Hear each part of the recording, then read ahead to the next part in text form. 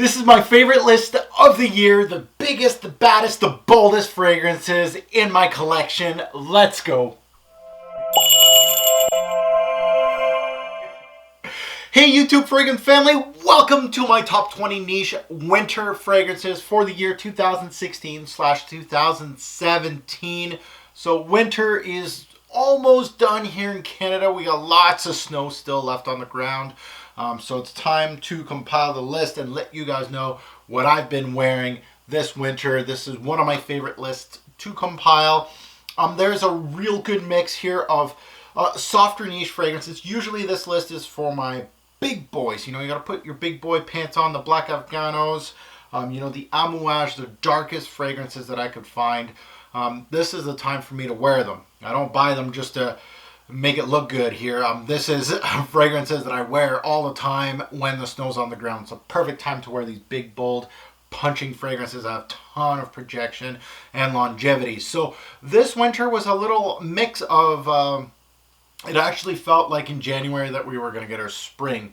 And then the next day we had like a foot of snow. So it really went from like Celsius wise, it went from like -30 right up to almost 0 degrees. So each day it really fluctuated. So this list really is compiled in that manner. There is some milder fragrances here, and then there's my big bold ones. So you're going to see a little mix match of everything. So let's get to it. At number 20, from the house of James Healy. James Healy, of course, if you've been on my channel for a long time, is known for Mount Fresh, which is one of my favorites from the brand. But this one is, I would have to say, number 2 in the game. Almost a 1B, because Mount Fresh is amazing. But this stuff, absolutely gorgeous. This is Cuir Pleine Fleur, so the leather-based fragrance in the James Healy house. One of my favorites from Mr. James Healy.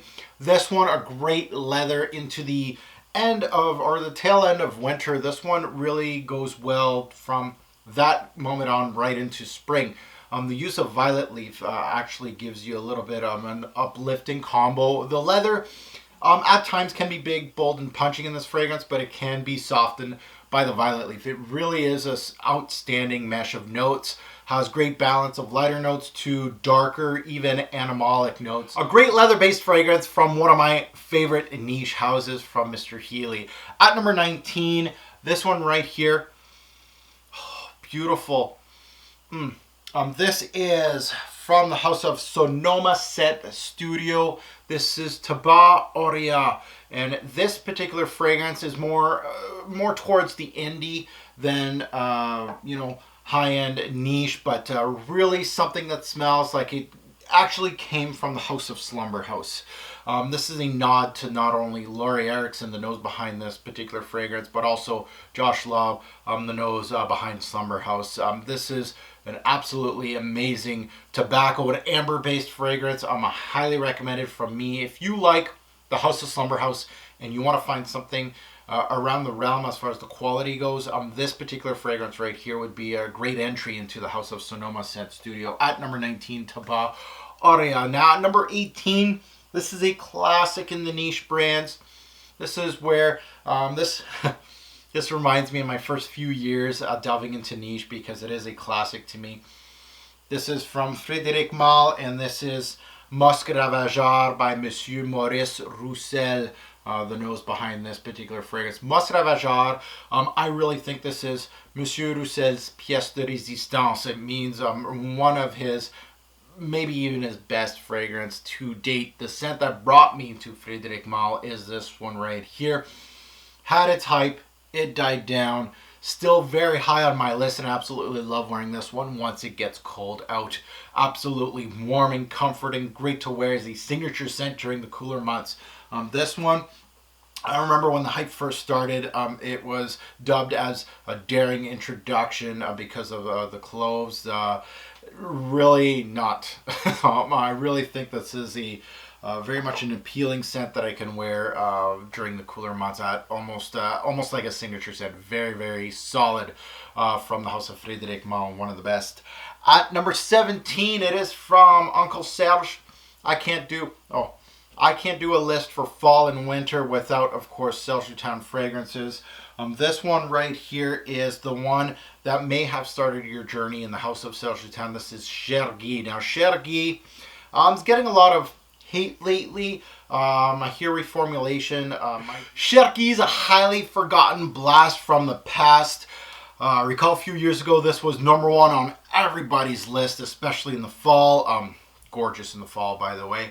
Still a great scent, one of my favorites for the fall season, but sometimes it just trails because it's so good into the winter season, and this was one of those that I just picked up during this winter, and I stuck with it. Really easy to wear, yet it has tremendous depth. It has great complexity. I love that people are actually discovering others from the brand and really giving spotlights to other fragrances from the brand, because it is a great brand. But Chergui is still a great scent to me, and it almost is starting to get into the underrated section, because nobody's actually even talking about Chergui anymore, especially on YouTube. Now, looking at number 16, it is from a designer house, but it is from, of course, their upscale. And oh, it's beautiful. And this is from Armani Privé, and this one called Oud Royal from Armani Privé. This is a line that you shouldn't sleep on.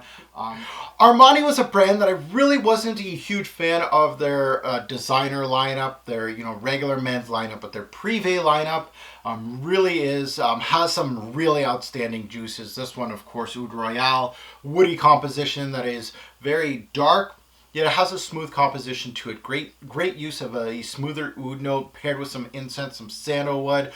Really works very well. Privé has some great scents, and this is definitely one of them. This is no stranger to some of my top 20 list. At number 16, Oud Royal from Armani Privé.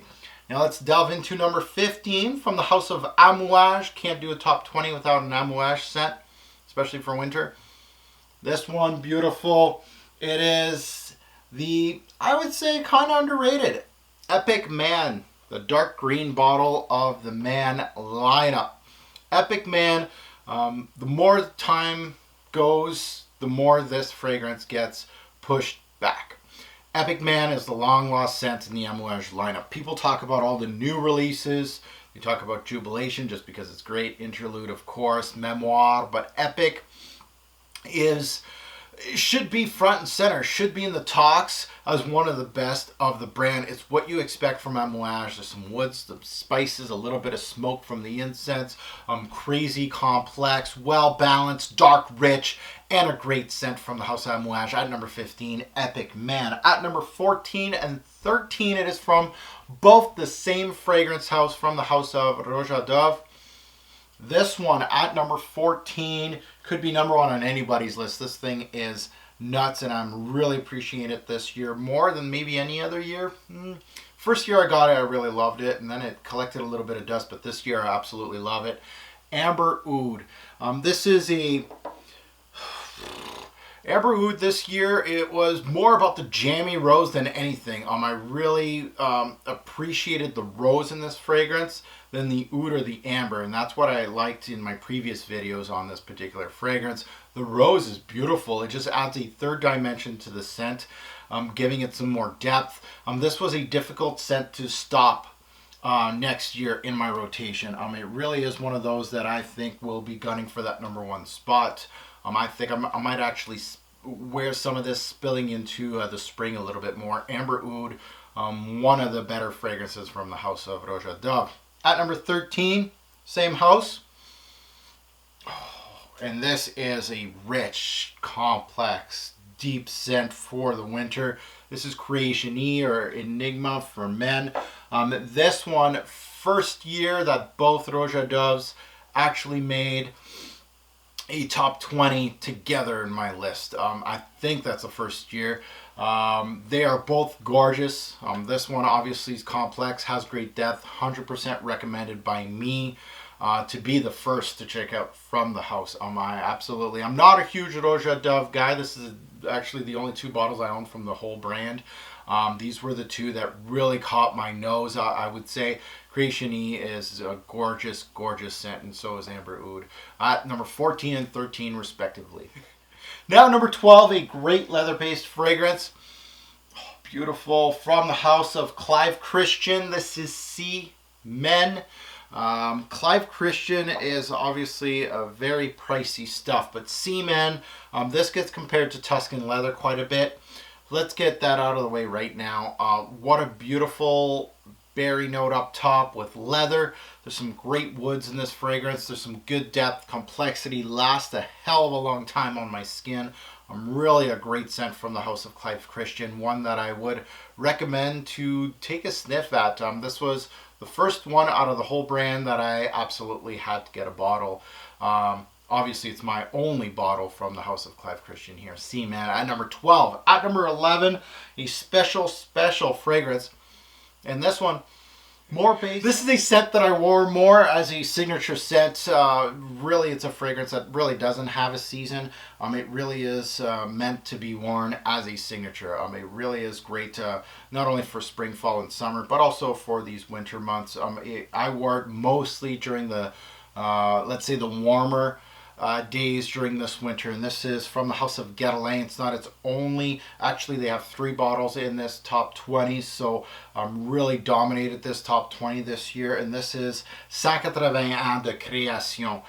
This is obviously a bottle that was given to Guerlain, people that purchased quite a bit from Guerlain. It was given to the customers, not sold to them. So this is just a celebration of 180 years, and hence the name. So this is actually was not sold in stores, so that's why it's so special to me. Now this fragrance, there's just something in this scent that I absolutely love. It's so Guerlain. It's classy. When I close my eyes and I smell this scent, it's Guerlain through and through. They chose this scent for their 180 years, and obviously it is quite simply perfection. It is absolutely gorgeous. It has that Guerlainade of citruses, beautiful florals, and a vanilla combo that's unmistakable. It is Guerlain through and through. A gorgeous scent, and one of my most prized bottles, to be quite honest, just because it's not sold in stores and very hard to find, but something that was given to their customers. So something that I cherish. At number 11, 180 Ans de Creation. At number 10, it is from the house of Slumber House. Yes, I've name dropped Slumber House quite a bit because I absolutely love this brand. You know, I own several from the brand, and most of them would have made this list. I only have one, and it's big, it's bold, it's punching. This is a definition of a winter scent. Beautiful here, Jeke. I still own quite a bit of juice here, which is a good thing, but this stuff will stain a white shirt. Really gorgeous scent, Jeke. One of the best moist tobacco scents on the market. Piece of art here. Longevity and projection, forget about it, don't even ask me. At number 10, well worthy of a top 10 spot here. At number 9, let's talk about a little bit of smoke here. I can't do a top winter list without some smoke in it. And this one, beautiful smoke. This is from the house of Naomi Goodsir, and this is Bois D'Ascese. Now, number 9, Bois D'Ascese, smoke, and a little bit more smoke. This one I love during those really cold winter days. This reminds me of being nose deep into the smoke. You can smell the ash, you can smell a little bit of the wood, and some tobacco in this fragrance. Really absolutely gorgeous. At number 9, from Naomi Goodsir. One, if you like smoke, get that one. At number 9. Now at number 8, going back to Guerlain. Going smooth again, because this stuff is very smooth, and this reminds me of this a little bit. This is actually, they say that it has a lot of Tonka Imperial in it, or Tonka Imperial was based on this scent, and I can see that. A lot of Guerlain fragrances have a lot of this in it, and this is one of those from my favorite series from Guerlain. This is Laurie Lamathieu's Cuir Beluga. Yeah, Cuir Beluga made the list. Tonka Imperial usually makes this list, but I wanted to give the Beluga whale a try, and this fragrance is a absolute beast. By far the softest scent in this list. It's very soft, it's very beautiful. It reminds me of white leather. That's exactly what I think of when I smell this fragrance, because of the use of amber, vanilla. A very classy scent. Probably one of the classier ones in this whole list. It works so well in the cooler months. This is a daily wear scent for me. It gets switched to a night scent during spring and the start of fall. So it's one of those scents that Guerlain is really easy to wear. This is not your typical winter-based fragrance that you come to expect from me, but it has enough oomph to it. Beautiful, beautiful scent. Cuir Beluga at number 8. Now my top 7. It is not Little Boy Juice anymore. This is the cream of the crop. Most, if not all of these, have beast mode projection longevity. They are not for the faint of heart. A lot of these are right up my alley, and you're going to tell. A lot of you are going to be, whoa, Mark, you're crazy. But this kind of stuff is exactly what I'm looking for in the winter. Is big, bold, and this is when I step in a room, people know who's boss. So let's take a look at number 7 from the House of Amouage, one of their bigger and bolder scents. Oh, beautiful scent. This is Memoir Man from the House of Amouage. This fragrance, great use of green notes, darker incense and woods. This scent pushes, and it is absolutely perfect for winter. The cap's kind of crooked. That's bothering me. Memoir Man, one of the better ones. Yes, Interlude did not make the list. Neither did Juby, but both Epic and Memoir got the bulk of my attention this winter. Doesn't mean, obviously, the other Amouages are bad. It's just these got a little more love. At number 6, from Histoire de Parfum, my favorite Histoire de Parfum fragrance. It's not a secret, so I'm going to reveal it now. Abram. I've been talking about this juice for ever since I've been coming back from New York. I told you guys when I came back from New York. When was that? 2012. I told you guys that this thing was going to be a steady rotation killer. It was going to go for that number 1 spot every single year. Did I lie? No. When I say that, I mean it. And I got proof in the pudding as far as all my videos. Abram, this is probably one of the better uses of amber in a long, long time. Actually, one of the better amber-based fragrances of all time. And I'm not kidding. This stuff is absolutely amazing. Great animalic amber. The amber here, in my opinion, is the fullest and best amber I've smelt in a fragrance in a long time. Amber Absolute obviously is great. This is my number 1 Histoire de Parfum fragrance, bar none. It's not even close. And that's actually a task, because this house is actually very, very, very, very highly rated in my opinion on my own. I would say under 5 bottles, but I got probably like 10 bottles in my to buy list. So Abram at number 6. So let's start my top 5, dead or alive. We're gonna start with some smoke, because, well, it wouldn't be a Robes08 list without some smoke in the top 5. Black Tourmaline from Olivier D'Urbano. This is my old number 1 from last year. It doesn't fall too far away from the tree. Still top 5 worn for good reason. I love the smoke in this fragrance. One of my favorite smoky scents. Great dark juice that takes me on a journey every single time I wear it. Best for winter time, and really a little goes a long way. As you can see, my bottle is still almost full because a little goes a long way with this one. It's big, bold, and punching in the way I like it. At number 5. At number 4, talking about big, bold, and punching, from the house. From the House of Christian Dior, probably their most daring scent in their whole lineup. Can I say that? Yeah, probably. This is Leather Oud, and either you love this stuff or you hate it. Huge animalic opening takes over the scent, and is the reason I love this scent. Blended to perfection with the leather. A scent, when worn correctly, amazes its user and everybody around you. When worn wrong, can offend everyone for the whole day. Projection longevity is huge on this one. Really a great scent.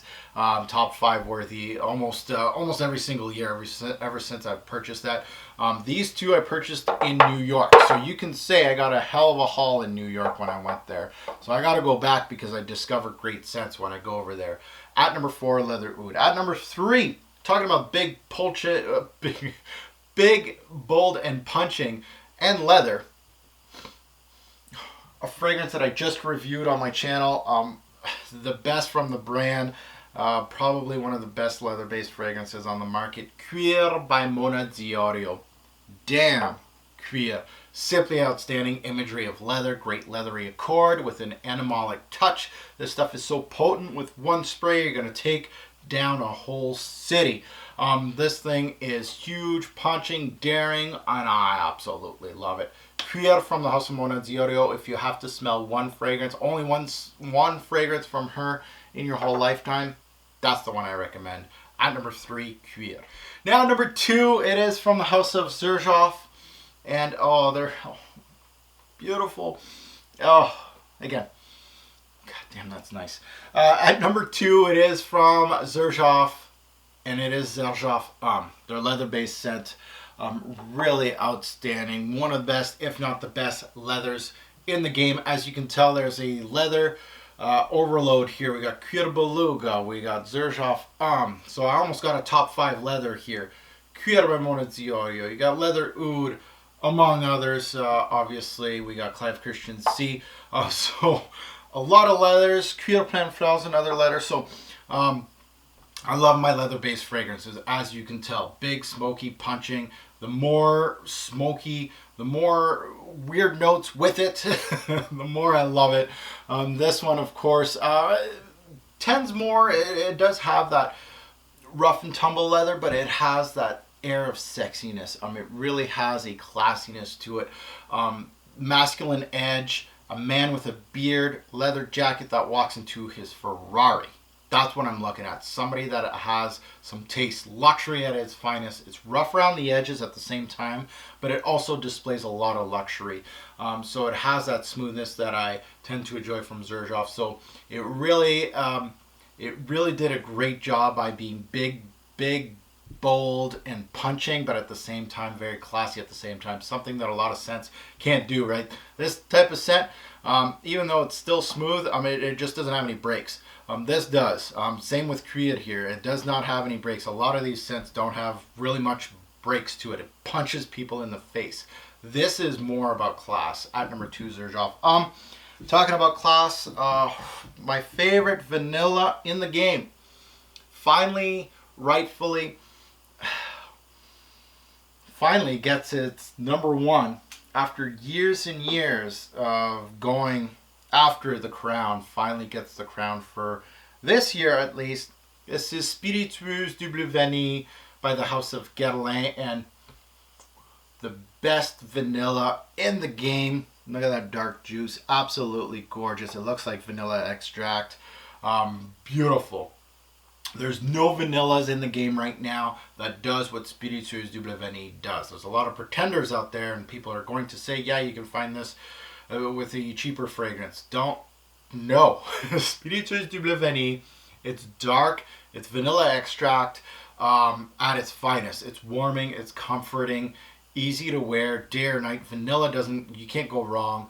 I can wear this at work or at the club and you'll still stand out either way. This stuff pushes and it's absolutely stunning as a vanilla. It's very simple, straightforward, but it really shows the stickiness and the depth of the vanilla note. The almost, can I say, the daring portion of vanilla. A lot of people want to just smell a soft, pillowy vanilla. This is more of the extract, and it really is absolutely stunning. Spiritueuse Double Vanille, well deserving of that number 1 spot. I am, a little worried. I'm probably halfway through the bottle.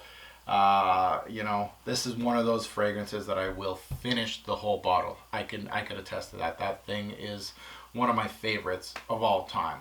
So thank you for watching, everybody. Hopefully you enjoyed my top 20. As you can see here, my taste is quite unique, but a beautiful array of fragrances, in my personal opinion. Obviously, I wear them all the time. So thank you for watching, and yes, comment below if you wish to add to my top 20. You tell me what I'm missing. I'm missing quite a bit. I could do a top 50 if I wanted to, but I think top 20 is probably a good number for your sanity.